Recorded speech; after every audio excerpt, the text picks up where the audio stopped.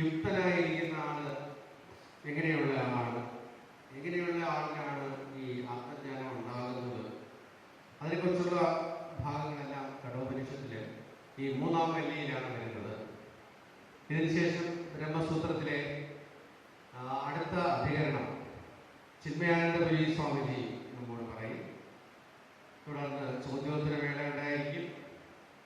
ഉച്ചഭക്ഷണത്തിന് ശേഷം 2 മണിക്ക് 2 തൊട്ട് 3 വരെ ഇൻഫോർമൽ ആയിട്ടുള്ള ചർച്ച ഉണ്ടായിരിക്കും. തത്വരൂപാനന്ദ സ്വാമി അതിൽ അധ്യക്ഷത വഹിക്കും. അതിനുശേഷം തത്വരൂപാനന്ദ സ്വാമിയുടെയും സർവാത്മാനന്ദ സ്വാമിയുടെയും വിവേക ചൂടാമണി ആസ്പദമാക്കിയുള്ള പ്രഭാഷണങ്ങൾ ഉണ്ടാവും. 5 തൊട്ട് 6 വരെ കർമ്മയോഗം ഭഗവത്ഗീതയിലെ ഭാഗങ്ങൾ ഹരിബ്രഹ്മേന്ദ്ര തീർത്ഥ സ്വാമികൾ തുടരും. അതിനുശേഷം ആരതി പ്രസാദ വിതരണം ഉണ്ടാവും. എല്ലാവരും എല്ലാ പരിപാടിയിലും സംബന്ധിക്കണമെന്ന് അഭ്യർത്ഥിക്കുന്നു. കഠോപനിഷത്തിലെ 3-ാമത്തെ വല്ലിയെക്കുറിച്ച് പ്രഭാഷണം നടത്താനായി അധ്യാത്മാനന്ദ സരസ്വതിയെ ക്ഷണിക്കുന്നു. അദ്ദേഹത്തിനെ പ്രത്യേകിച്ച് പരിചയപ്പെടുത്തേണ്ട ആവശ്യമില്ല. അദ്ദേഹം കേരളത്തിലെ അറിയപ്പെടുന്ന ഒരു ആധ്യാത്മിക ആചാര്യനാണ്. ഇപ്പോൾ അദ്ദേഹം ബോധാനന്ദ ആശ്രമത്തിലാണ് അദ്ദേഹം. അത് കൊല്ലം ബ്രാഞ്ച് അദ്ദേഹമാണ് ഇപ്പോൾ നടത്തുന്നത്. അധ്യാത്മാനന്ദ സരസ്വതി.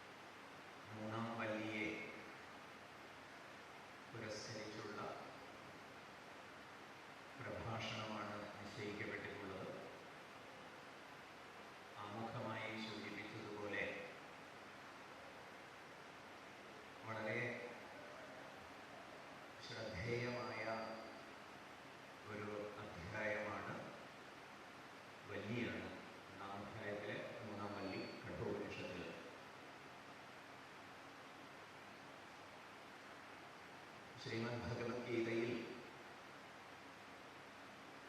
ഭഗവാൻ സാരഥിയായി പരിലസിക്കുന്ന ഒരു ചിത്രീകരണമുണ്ടല്ലോ. ഗീതോപദേശത്തിൻ്റെ ഒരു രൂപകം അത് ഈ വല്ലിയിൽ പ്രത്യേകം പരാമർശിച്ചിട്ടുണ്ട്. ഗംഭീരമായ ചില ആഹ്വാനങ്ങൾ ഈ അധ്യായത്തിലുണ്ട്. ഇതൊക്കെ സമയപരിധിയിൽ നിന്നുകൊണ്ട് നമുക്ക് ആസ്വദിക്കാം. ആരംഭിക്കുന്നത് കുടിയന്മാരെ പരാമർശിച്ചുകൊണ്ടാണ് എന്ന് പറയട്ടെ. എന്താണ് അവർ കുടിക്കുന്നത്?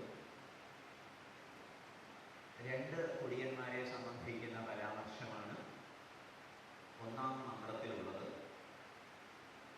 ഋതം പിബന്തൗ സുഹൃതസ്യ ലോകേ ഗുഹാം പ്രവിഷ്ടൗ പരമേ പരാർത്ഥേ ഛായാതപോ ബ്രഹ്മവിദോ വദന്തി പഞ്ചാഗ്നയോ യേ ച തൃണാചികേതാഃ.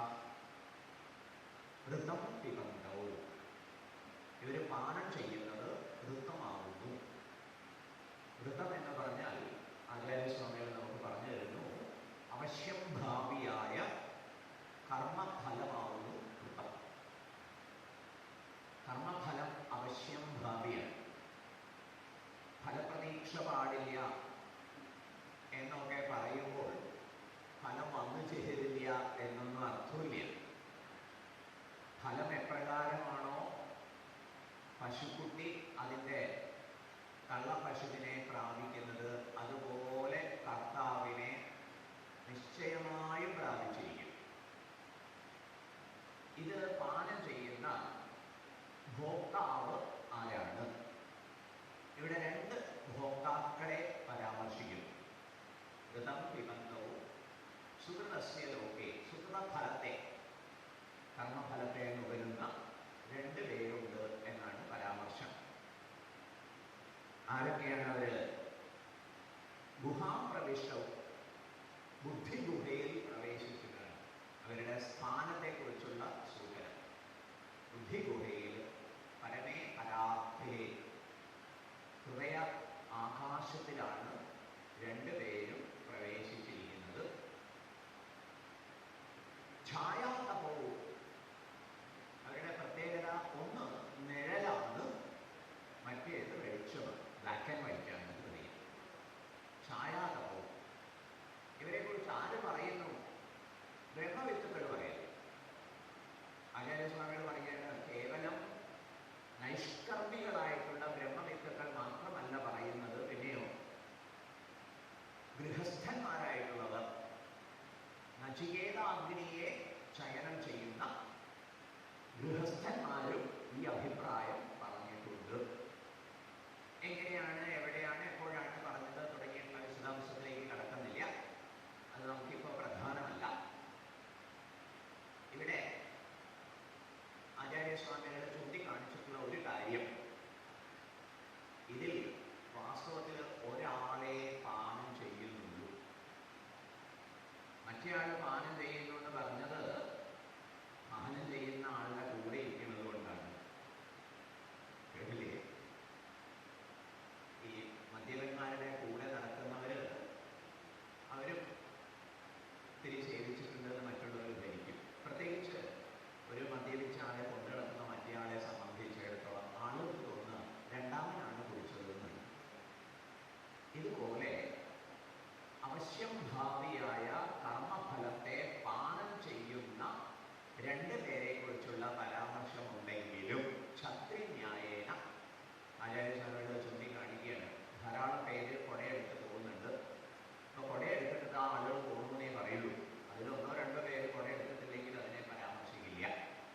ഇതുപോലെ ഹൃദയാകുഹര മധ്യേ രണ്ട് പേരുണ്ട്. ആരെക്കുറിച്ചാണ് പറയുന്നത്? ഒന്ന് ജീവാത്മാവിനെ കുറിച്ചാണ്,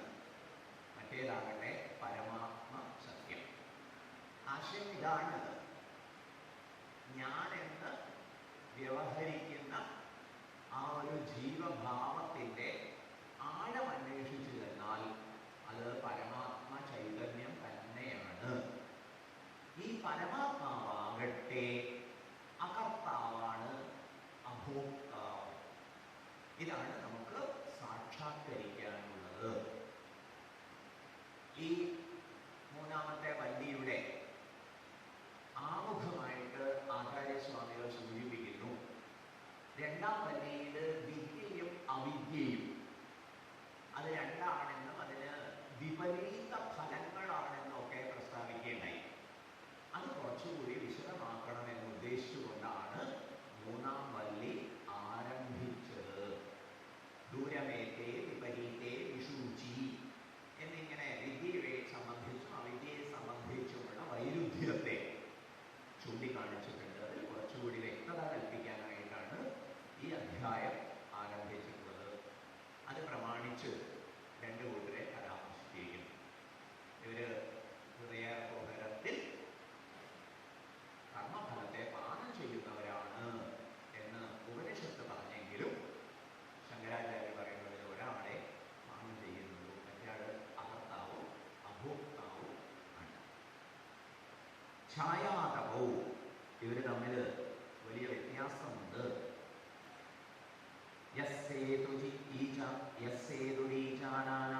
അക്ഷരം ബ്രഹ്മയത് അഭയം വിതീക്ഷതാം പാരം നാചികേതം ശകേമഹി. അടുത്ത മന്ത്രത്തിൽ നമ്മുടെ ഒരു സാധ്യതയെ ചൂണ്ടിക്കാണിക്കുകയാണ്.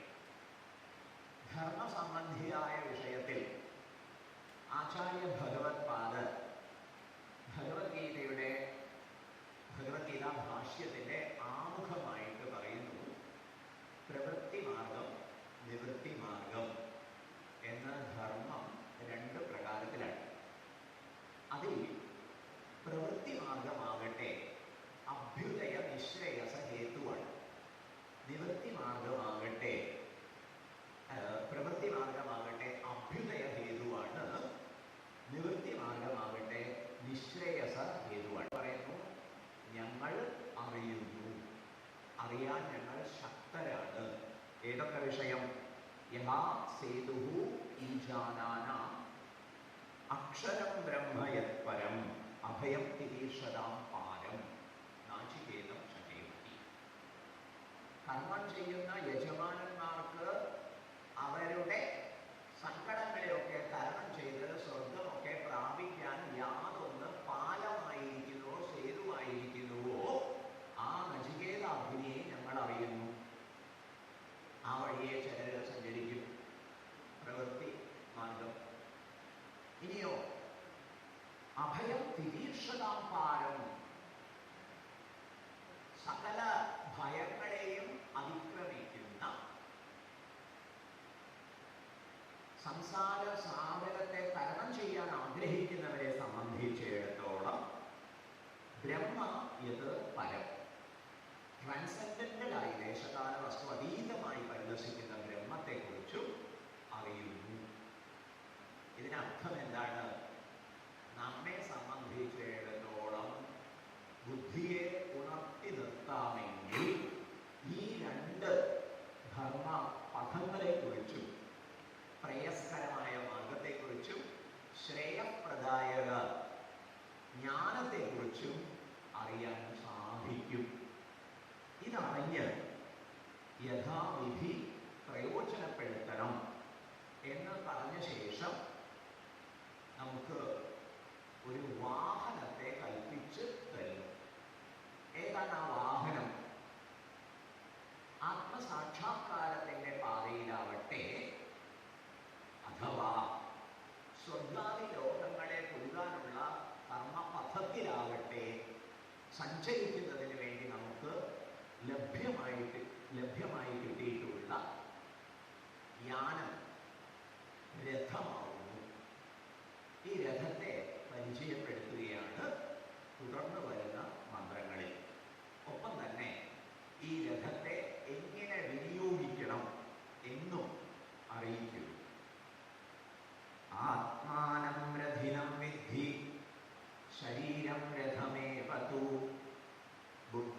तु सारथिं विद्धि मनःप्रग्रहमेव च इन्द्रियाणि हयानाहुः विषयांस्तेषु गोचरान् आत्मेन्द्रियमनोयुक्तं भोक्तेत्याहुर्मनीषिणः तत्र ആത്മാനം ഇവിടെ ആത്മാവിനെ ജീവാത്മാവിനെ എന്നർത്ഥം. ശങ്കരാചാര്യര് ഒന്നാമത്തെ മന്ത്രത്തെ പുരസ്കരിച്ച് ഋതകം എന്നാണ് പരിചയപ്പെടുത്തുന്നത്. ഋതത്തെ പാനം ചെയ്യുന്നവൻ. ഋതത്തെ, ഋതം എന്ന് പറഞ്ഞാൽ അവശ്യംഭാവിയായ കർമ്മഫലം. കർമ്മഫലത്തെ പാനം ചെയ്യുന്ന ജീവാത്മാവാണ് ഇവിടെ രഥസ്വാമി. രഥത്തിന്റെ ഓണർ ജീവാത്മാവാണ്. ഇനി ഏതാണ് രഥം? രഥസ്വാമി സംസാരിണം രഥിനം രഥസ്വാമിനം വിജാനീഹി. കർമ്മഫലഭോക്താവായിട്ടുള്ള ജീവാത്മാവിനെ രഥസ്വാമി എന്ന് അറിയണം. തുടർന്ന് ശരീരം രഥമേകത്തു ശീര്യമാണത്വാത് നശിച്ചു പോകുന്ന പ്രകൃതത്തോടുകൂടിയ ശരീരമാണ് രഥം. ഇന്ദ്രിയങ്ങൾ കുതിരകളാകുന്നു.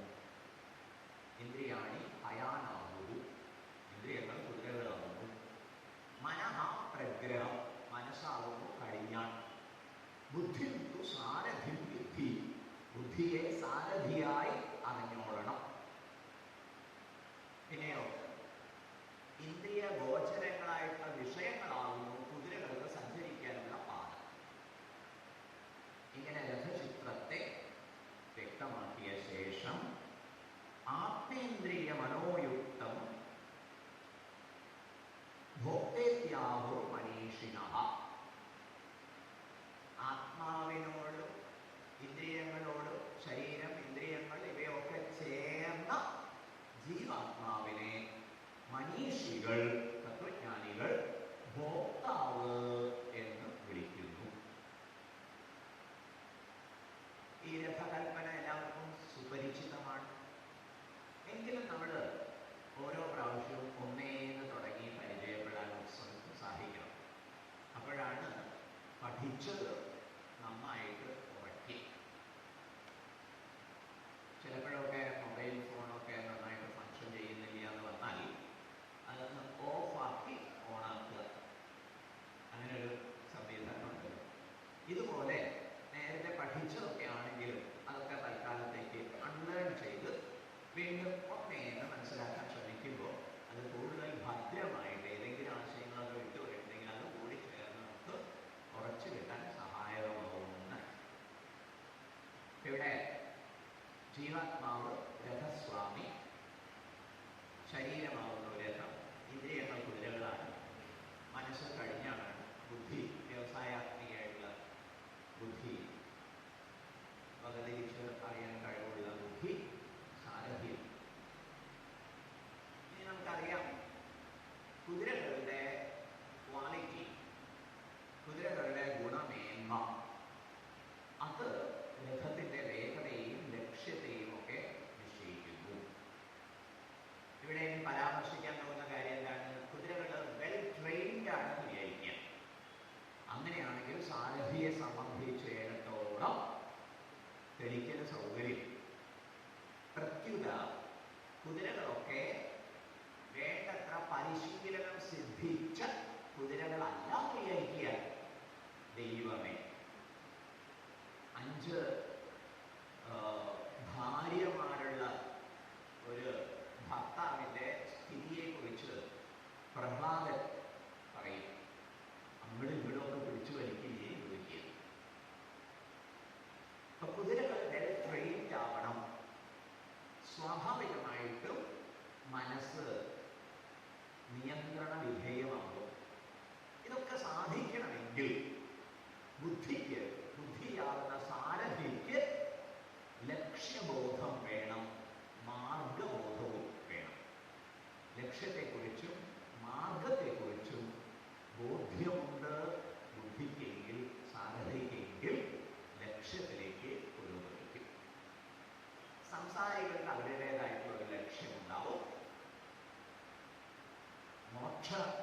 കാക്ഷികളായിട്ടുള്ള മുമുക്ഷുക്കൾക്ക് അവരുടേതായിട്ടുള്ള ലക്ഷ്യമുണ്ടാവും.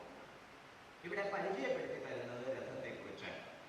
ഈ രഥത്തെ യഥാവിധി വിനിയോഗിക്കുന്നതിനെ കുറിച്ച് ആലോചിക്കണം എന്നതാണ് സന്ദേശം. ശങ്കരാചാര്യർ ഇവിടെ ഇടപെട്ടുകൊണ്ട് പറയുന്നു, ആത്മാവിന് ഒരിക്കലും ഭോക്തൃത്വ ബുദ്ധി ഇല്ല. ആത്മാവ് ഒരിക്കലും ഭോക്താവ് അല്ല. പിന്നെ എന്തുകൊണ്ട് ഭോക്താവായിട്ട് തോന്നുന്നു? അത് ഉപാധികൃതമേവ തസ്യ ഭോക്തൃത്വം എന്ന് ആചാര്യസ്വാമികൾ ചൂണ്ടിക്കാണിക്കുന്നുണ്ട്. ഈ രഥത്തെ പരിചയപ്പെടുന്ന സമയത്ത് ഈ ഒരു ഓർമ്മ വേണം. പരമാത്മതത്വം ഋതപനല്ല എന്ന് പറഞ്ഞ എന്താ അർത്ഥം? കർമ്മഫലത്തെ ഭുജിക്കുന്നില്ല. എന്താ കാരണം? കർത്താവുമല്ല ഭോക്താവുമല്ല. ഓർമ്മിച്ചോണം. കർത്തൃത്വ ബുദ്ധിയും ഭോക്തൃത്വ ബുദ്ധിയും ഒക്കെ നമുക്ക് വളരെ രൂഢമൂലമായി തോന്നുന്നത് എന്തുകൊണ്ട്? അത് അജ്ഞാനം കൊണ്ട് ഉപാധികൃതമായിട്ടുള്ളതിനെ താതാത്മ്യം കാരണം ഞാനാണ് എൻ്റെതായെന്നൊക്കെ കരുതുന്നത് കൊണ്ട് വന്ന് ഭവിച്ചതാണ്. ശങ്കരാചാര്യർ ഒരു ശ്രുതി ഭാഗം ഉദ്ധരിക്കുന്നു. ധ്യായതീവ ലേലായതീവ. മനസ്സിനെ കുറിച്ച് പറയുന്ന ഇപ്പോൾ നല്ല ധ്യാനാവസ്ഥയിലാണ്, വേറെ ചില സമയത്ത് അത് ആകെ അസ്വസ്ഥമാണ് എന്നൊക്കെ പറയും. അത് മനസ്സിന്റെ ധർമ്മമാണ്, ഒരിക്കലും ആത്മാവിന്റെ ധർമ്മം ആകുന്നില്ല. പക്ഷേ മേഘങ്ങൾ വളരെ സ്പീഡിൽ സഞ്ചരിക്കുന്ന സമയത്ത് ചന്ദ്രൻ ഓടുകയാണ് എന്ന് തോന്നും. ഇതുപോലെയാണ് ജീവാത്മാവിനെ ഭോക്താവായിട്ട് നാം തെറ്റിദ്ധരിക്കുന്നത്.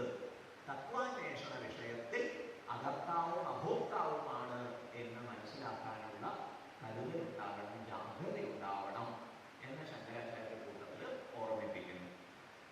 ഇനി കുതിരകളെ സംബന്ധിക്കുന്ന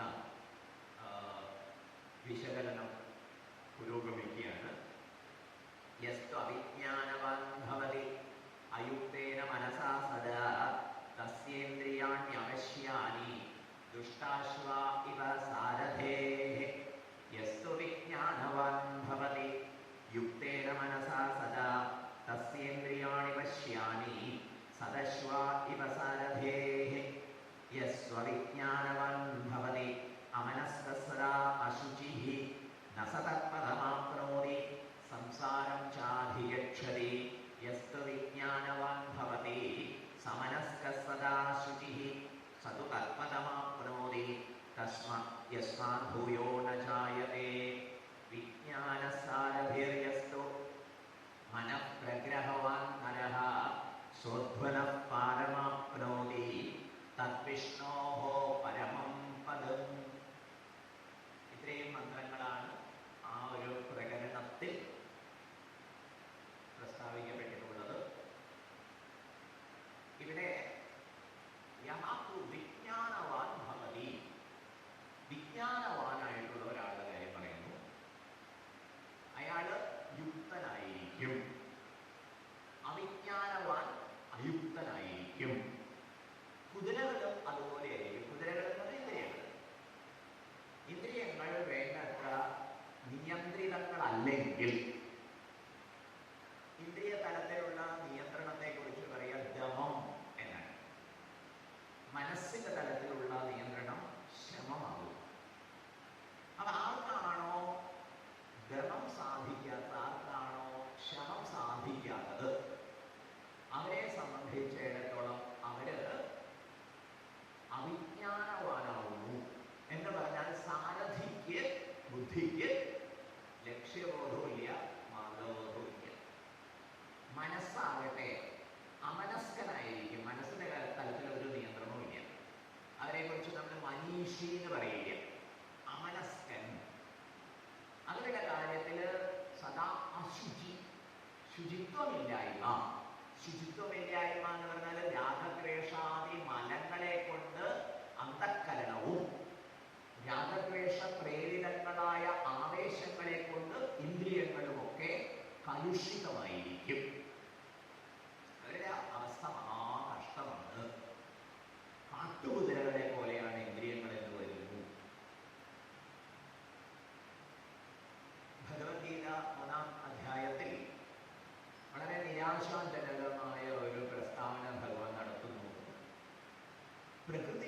യാന്തിഭൂതാനി നിഗ്രഹം കരിഷ്യതി. എല്ലാ ഭൂതജാലങ്ങളും അവയുടെ പ്രകൃതിയെ അനുസരിക്കുന്നു. മനുഷ്യന്മാരെ ഉദ്ദേശിച്ച് വിശേഷിച്ചു. നിഗ്രഹം കൊണ്ടൊക്കെ എന്താ കാര്യം എന്ന് വെച്ച് ലോകത്തിൽ ചോദിക്കും. അവിടെ ശങ്കരാചാര്യർ വിശകലനം ചെയ്തിട്ട് പറയുന്നു, നിഗ്രഹം കൊണ്ട് കാര്യമില്ല എന്ന് പറഞ്ഞാൽ ശാസ്ത്ര പഠനവും സാധനാനുഷ്ഠാനവും ഒക്കെ അർത്ഥരഹിതമായി പോകും, അർത്ഥശൂന്യമായി പോകും. ഇവിടെ പിന്നെ പുരുഷ പ്രയത്നത്തിന് എന്താ വിശേഷം? എല്ലാവരും അവരുടെ പ്രകൃതിയെ എന്ന് പറഞ്ഞാൽ ജന്മജന്മാന്തരങ്ങളിലായി സമാഹരിച്ചിട്ടുള്ള വാസന സ്വാധീനത്തിൽപ്പെട്ട് ഉഴലുകയാണ് ഓരോരുത്തരും എന്ന് പറഞ്ഞാൽ പുരുഷ പ്രയത്നത്തിന് എന്ത് ന്യായം എന്ന് ചോദിക്കുന്നു. തുടർന്ന് ശങ്കരാചാര്യർ പറയുന്നു, അടുത്ത ശ്ലോകം അതിനുള്ള ഉത്തരമാണ് പറയുന്നത്. എങ്ങനെയാ ഭഗവാൻ ഉത്തരം പറയുന്നത്? ഇന്ദ്രിയസ്യേന്ദ്രിയസ്യാർത്ഥേ രാഗദ്വേഷൗ വ്യവസ്ഥിതൗ തയോർനവശമാഗച്ഛേത് ദൗഹ്യസ്യ പരിപന്ഥിനൗ.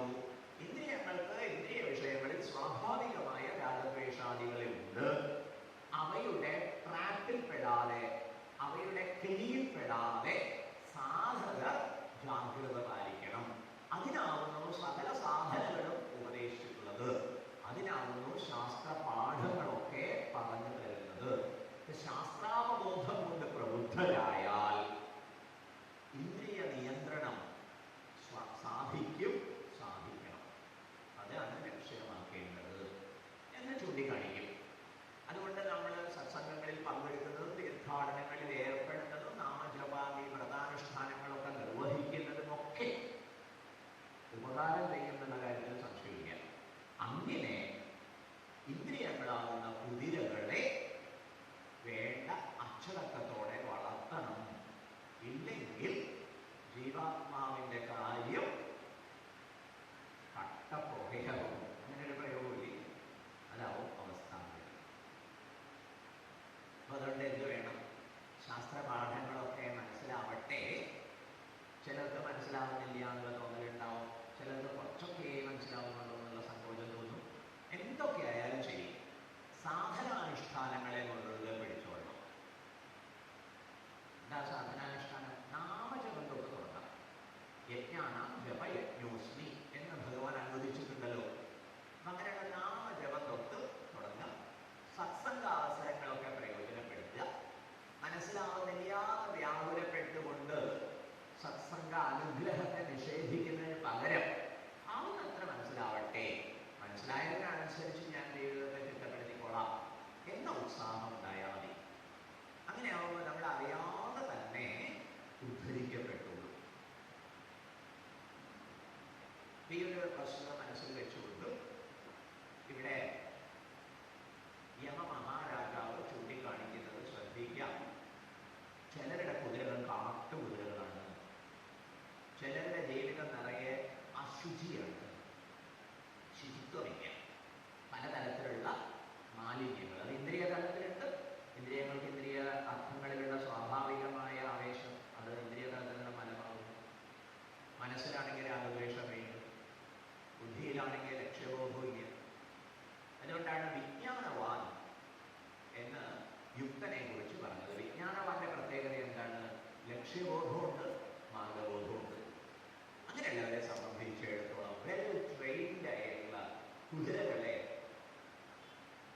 രഥത്തിൽ കൂട്ടിയ സാരഥിയെ പോലെ ആയിരിക്കുന്നവര്. ഈ ചിത്രീകരണം വളരെ സുലളിതമാണ്, സുസ്പഷ്ടവും ആണ്. അതുകൊണ്ട് നമുക്ക് സാധനാ കാര്യങ്ങളിൽ മുറുകെ പിടിക്കാം, സത്സംഗ അവസരങ്ങളെ പ്രയോജനപ്പെടുത്താം, ഇടയ്ക്കിടയ്ക്ക് ജീവിതത്തെ മാറി നിന്ന് നിരീക്ഷിക്കാനുള്ള ഒരു ജാഗ്രതയും പുലർത്താം. ഈ പ്രകരണത്തിന്റെ കൺക്ലൂഷൻ എന്നുള്ള നിലയ്ക്ക് 9ാമത്തെ മന്ത്രം ദുഷ്ടാശ്വത്തെയാണ്, അശുചിയാണ് ജീവിതത്തിൽ പാലിക്കുന്നത്. ദുഷ്ടാശ്വങ്ങൾ കൂട്ടിയ തേര് പോലെയാണ് ചിലരുടെ ജീവിതമെങ്കിൽ അവരെവിടെ പോകും? സംസാരം അധികക്ഷതി. അവർ വീണ്ടും ജനിമതി സംസാരത്തിൽ പെട്ട് ഉഴൽ. അവർ സ്വർഗത്തിൽ പോകുന്നുണ്ടെങ്കിലും അത് മറ്റൊരു പ്രകാരത്തിൽ സംസാരം